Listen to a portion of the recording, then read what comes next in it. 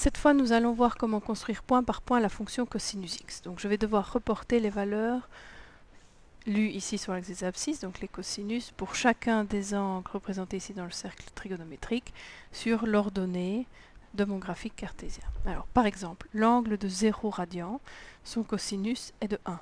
Donc, je vais indiquer le point 0, 1. Ensuite, j'ai l'angle pi sur 6. Le cosinus de pi sur 6, c'est racine de 3 sur 2.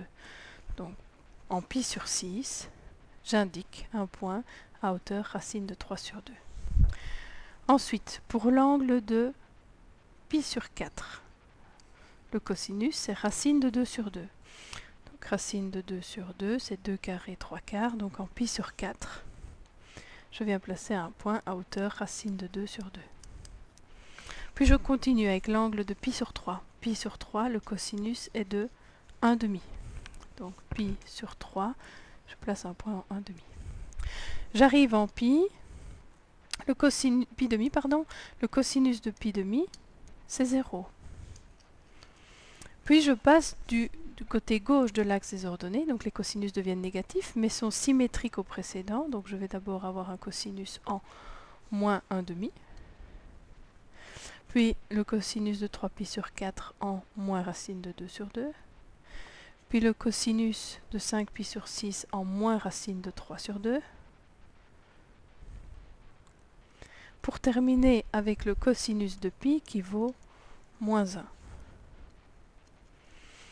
Si je relis, j'obtiens un petit peu comme sinus tout à l'heure, une courbe avec une allure un peu de vague. Mais qu'est-ce qui se passe quand j'arrive dans le troisième cadran? Dans le troisième cadran, en fait, je retrouve, mais dans l'ordre inverse, exactement les mêmes cosinus que pour les trois angles précédents. Donc, il existe une symétrie. Je vais donc placer par symétrie l'image ici, puis celle-ci un tout petit peu plus à droite, et enfin, juste avant 3pi demi, j'ai une valeur de cosinus égale à moins 1 demi. Et quand j'ai parcouru exactement 3 quarts du tour, donc quand je suis en 3pi demi,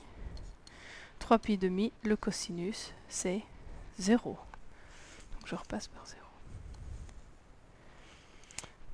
Et enfin, dans le dernier cadran, mais le quatrième cadran, les cosinus sont parfaitement symétriques au cosinus du premier cadran. Donc en fait, je vais obtenir le même dessin qu'ici, mais par effet miroir. Donc on va avoir juste après 3pi demi un cosinus de 1. Puis on va continuer à monter successivement à racine de 2 sur 2, racine de 3 sur 2, pour atteindre à 2pi, donc un tour complet, un cosinus à nouveau de 1. Puis vous imaginez bien ce qui se passe quand on va recommencer un tour. Les cosinus vont aller de nouveau par ordre décroissant pour repasser en 5pi demi 0 et ainsi de suite au-delà de 5pi demi. Mais j'aurais très bien pu prendre le sens horloger et dans ce cas-là, ma fonction aurait également continué vers la gauche de manière à arriver en moins pi demi 0 et ainsi de suite. Donc cette fonction est très similaire à la fonction sinus x, mis à part qu'au lieu de passer par 0, 0 comme le sinus, ici elle passe par 0, 1. Donc elle a subi une petite translation. Le domaine de la fonction cosinus, a priori on peut calculer le cosinus de n'importe quel angle, puisqu'on peut faire un nombre infini de tours. Donc le domaine de la fonction cosinus c'est R. L'ensemble image, on est limité à gauche en moins 1 et à droite du cercle trigonométrique en 1. Donc l'ensemble image, c'est également moins 1, 1. L'amplitude, quand on coupe la vague en deux sur la hauteur, l'amplitude c'est la distance qui sépare cette ligne d'un minimum ou d'un maximum. Dans ce cas-ci, c'est 1 vers le haut ou 1 vers le bas, donc l'amplitude est de 1.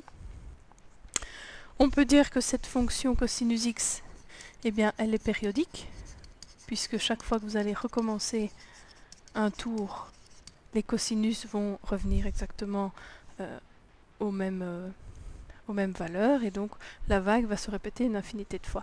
Et la période pour la fonction cosinus, tout comme pour la fonction sinus, si on regarde deux points qui arrivent à même hauteur, la distance qui sépare ces deux points, ça revient à faire un tour de cercle, à savoir 2pi radians. Donc la période, elle est égale à 2pi.